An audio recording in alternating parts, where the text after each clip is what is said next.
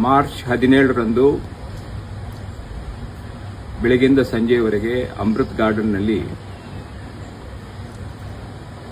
ನಡೆಯುವಂಥ ಬೃಹತ್ ಉದ್ಯೋಗ ಮೇಳ ಮತ್ತು ಪ್ರಧಾನಮಂತ್ರಿ ರಾಷ್ಟ್ರೀಯ ಅಪ್ರೆಂಟಿಸ್ಶಿಪ್ ಮೇಳ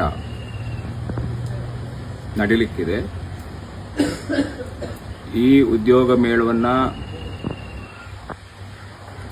ಆತ್ಮಾನಂದ ಸರಸ್ವತಿ ITI ಬಿಲ್ಲಾಡಿ ಇವರ ನೇತೃತ್ವದಲ್ಲಿ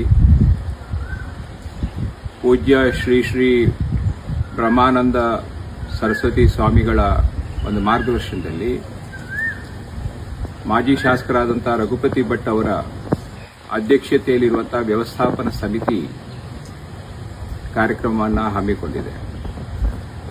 ಸುಮಾರು 100 ಕಂಪನಿಗಳಿಂದ ಪ್ರತಿನಿಧಿಗಳು ಬಂದು ನೇರ ನೇಮಕಾತಿಯನ್ನು ಮಾಡುವಂಥ ಈ ಒಂದು ಸಂದರ್ಭದಲ್ಲಿ ವಿಶೇಷವಾಗಿ ನಮ್ಮ ವಿದ್ಯಾರ್ಥಿಗಳು ಮತ್ತು ಯುವಕರು ಉದ್ಯೋಗವನ್ನು ಬಯಸಿರತಕ್ಕಂಥವರು ಈ ಮೇಳದಲ್ಲಿ ಭಾಗವಹಿಸಿ ಅದರ ಪರಿಣಾಮ ಏನಾಗುತ್ತೆ, ಫಲಿತಾಂಶ ಏನಾಗುತ್ತೆ ಎಂಬುದನ್ನು ಯೋಚನೆ ಮಾಡಿದೆ.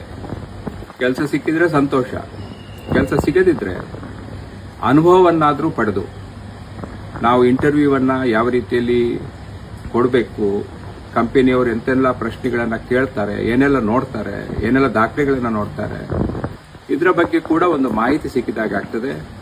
ಹಾಗಾಗಿ ಯುವಕರಲ್ಲಿ, ಉಡುಪಿ ಜಿಲ್ಲೆಯ ಯುವಕರಲ್ಲಿ, ವಿದ್ಯಾರ್ಥಿಗಳಲ್ಲಿ ನಾನು ಮನವಿ ಮಾಡಿಕೊಳ್ತಿದ್ದೀನಿ, ಈ ಒಂದು ಉದ್ಯೋಗ ಮೇಳದಲ್ಲಿ ತಾವು ಭಾಗವಹಿಸುವುದರ ಮೂಲಕ ನಿಮ್ಮ ಉದ್ಯೋಗಾವಕಾಶಕ್ಕೂ ಒಂದು ಅನುಕೂಲವಾಗುತ್ತೆ, ಅನುಭವ ಪಡೆಯುವಲ್ಲಿ ಕೂಡ ಅನುಕೂಲ ಆಗುತ್ತೆ.